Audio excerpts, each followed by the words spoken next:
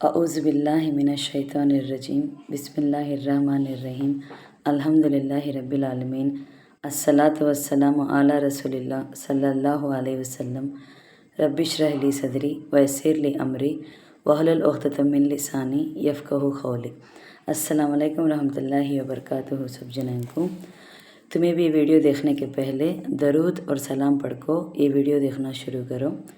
آج کا 5 منٹ کا مدرسہ کو اب چلتا ہے اس مہینہ رمضان المبارک کا 2 تاریخ کے بارے میں انشاءاللہ 10 حدیث آتی اسے معلوم کر لینے کی کوشش کریں گے۔ پہلی بات اسلامی تاریخ کے بارے میں، حضرت آدم علیہ السلام کا دنیا میں آنا۔ حضرت آدم علیہ السلام پیدائش کے بعد ایک عرصے تک جنت میں تنہا رہتے ہوئے بے چینی محسوس کرنے لگے، تو تسلی کے لیے اللہ تعالیٰ نے ان کے بائیں پسلی سے حضرت حوا علیہ السلام کو پیدا کیا اور دونوں کو حکم دیا کہ اس درخت کے علاوہ، درخت کا تو جھاڑ، اس جھاڑ کے علاوہ جنت کی تمام نعمتوں کا استعمال کر سکتے ہو۔ شیطان نے وسوسہ ڈال کر بہکایا کہ اس درخت کی خصوصیت یہ ہے کہ اس کا پھل کھانے کے بعد تم ہمیشہ جنت میں رہو گے۔ چنانچہ شیطان کے دھوکے میں آ کر انہوں نے اس درخت کا پھل کھا لیا۔ اللہ تعالیٰ نے اس غلطی کی وجہ سے جنت کا لباس اتار کر دونوں کو دنیا میں بھیج دیا۔ حضرت آدم علیہ السلام اپنی غلطی پر بہت شرمندہ ہوئے اور ایک مدت تک توبہ اور استغفار کرتے ہوئے اللہ کے سامنے روتے رہے۔ پھر اللہ تعالیٰ نے ان کی توبہ قبول فرمائی اور بیت اللہ کی تعمیر کی سعادت ان کے حصے میں آئی۔ اس کے بعد حضرت آدم اور حوا علیہ السلام ہی سے نسل انسان کی سلسلہ شروع ہوا۔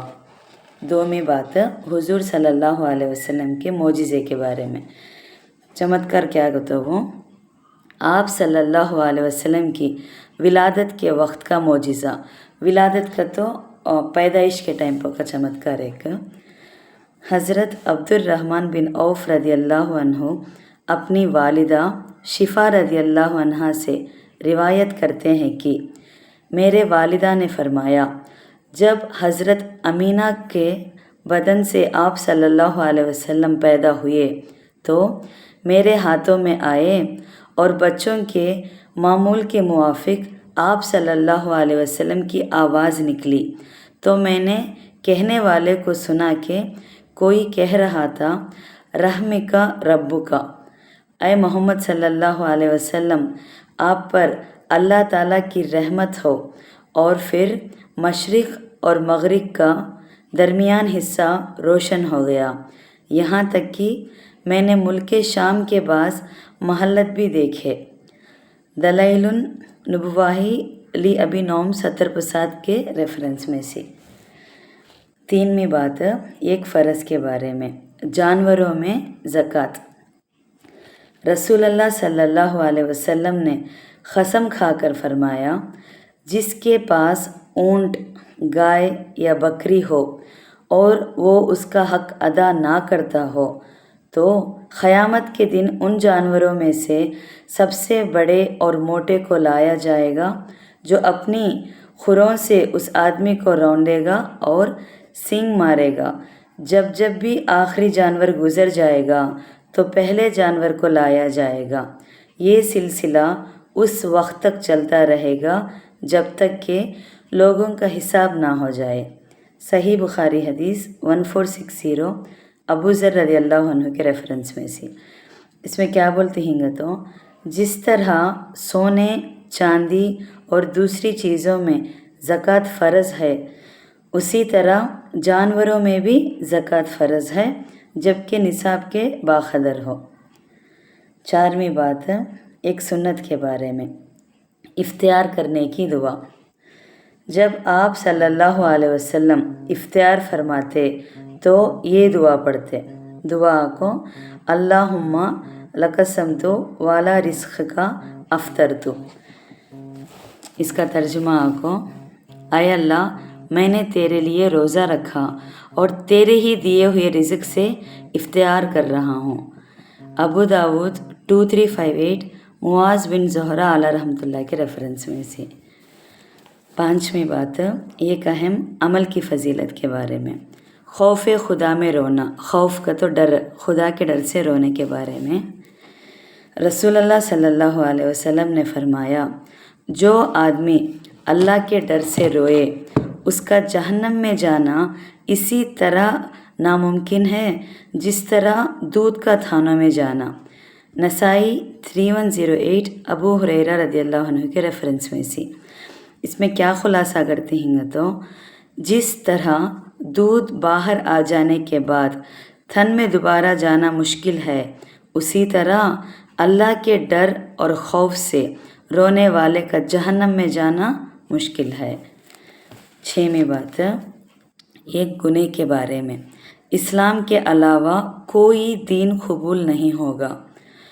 कुरान में अल्लाह ताला फरमाता है, जो शख्स इस्लाम के अलावा किसी दूसरे दीन को पसंद करेगा तो उसका वो दीन हरगिज़ कबूल नहीं किया जाएगा और वो आखिरत में नुकसान उठाने वालों में से शामिल होगा। सूरे आले इमरान में 80वां आयत में है सब बात है।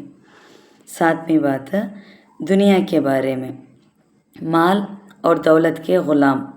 रसूलुल्लाह सल्लल्लाहु अलैहि वसल्लम ने फरमाया, जो शख्स दीनार का ग़ुलाम और दिरहम का ग़ुलाम बन जाए, तो दीनार दिरहम का तो पैसे, उसका ग़ुलाम कौन है तो बन जाती कि वो मालूम है। तिरमिज़ी 2375 अबू हुरैरा रदियल्लाहु अन्हु के रेफरेंस में से। मालूम का तो लानत है उनके परवर को। इसमें क्या बोलते हैं फ़ायदा, मतलब ये है कि जो शख्स माल की मोहब्बत में इस तरह गिरफ़्तार हो जाए कि उसकी वजह से खुदा की इबादत से दूरी इख्तियार कर ले, तो गोया वो माल और दौलत का ग़ुलाम है और ऐसा शख्स तमाम भलाइयों से महरूम और रहमत खुदावंदी से दूर और अल्लाह रब्बुल इज़्ज़त की बारगाह से रांदे दरगाह है। आठवीं बात, आखिरत के बारे में। जहन्नमी अज़ाब हल्का होने की दुआ करवाएंगे। कुरान में अल्लाह ताला फरमाते हैं, और ये सब जो आग में पड़े होंगे दोज़ख के निगरानों से कहेंगे, अपने परवरदिगार से दुआ करो कि वो किसी दिन हमसे अज़ाब को हल्का कर दे। सूरे गाफिर 40/9 आयत में है सब बात। नौवीं बात, तिब्बे नबवी से इलाज। गरम कपड़े से सेक कर इलाज। रसूलुल्लाह सल्लल्लाहु अलैहि वसल्लम ने फरमाया, दाग लगवाने के बदल गरम कपड़े से तकलीफ़ की जगह को बार बार सेकना है। गले की बीमारी के वक्त बच्चे के मुंह में हाथ डालने के बदल नाक में दवा टपकाना है और मुंह में फूंक मारने के बदल मुंह में दवा टपकाना है। मुस्नद अहमद 2537 आयशा रदियल्लाहु अन्हा के रेफरेंस में से। 10वीं बात, नबी सल्लल्लाहु अलैहि वसल्लम के नसीहत के बारे में।